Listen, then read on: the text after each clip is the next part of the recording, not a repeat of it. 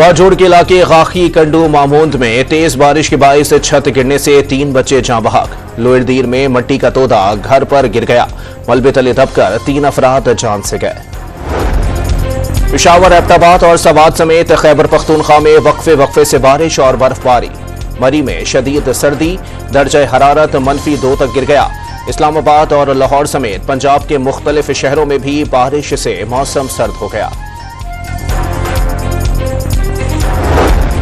कराची में गुज़िश्ता रोज की बारिशों के बाद साइबेरियन हवाएं, सर्दी की शिद्दत बढ़ गई। कई इलाकों में पानी मौजूद, लोगों को आमद-ओ-रफ्त में मुश्किलात का सामना। हैदराबाद समेत सिंध के कई शहरों में सर्दी लौट आई।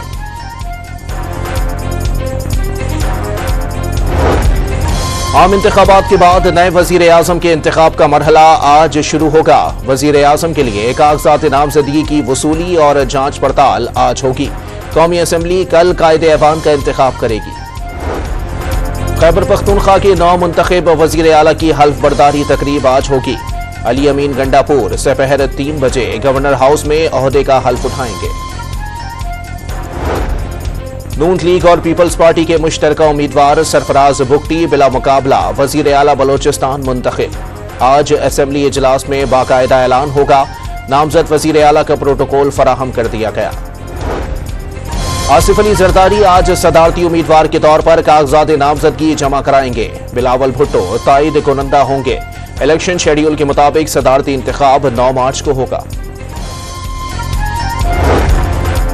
वजीर आला पंजाब मरियम नवाज की बलोच कल्चर डे पर बलोच भाइयों और बहनों को मुबारकबाद। बलोचिस्तान की तरक्की को असल में पाकिस्तान की तरक्की करार दे दिया। इसराइली जारिहत के बाइस गजा में ग़िज़ा की शदीद किल्लत, भूख और प्यास से मजीद 10 बच्चे जाँ बहक हो गए। सहूनी फौज के हमलों में भी 193 फलस्तीनी जामे शहादत नोश कर गए। भारतीय नजाद बरतानवी वजीर आजम इसराइल की हिमायत में हदें पार कर गए।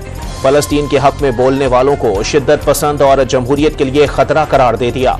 एहतजाज करने वालों से लड़ने और वीजे मनसूख करने की धमकी भी दे डाली। और PSL में आज पहले मैच में पेशावर ज़ल्मी और लाहौर कलंदर्स, दूसरे मैच में इस्लामाबाद यूनाइटेड और कोयटा ग्लैडिएटर्स आमने सामने आएंगे।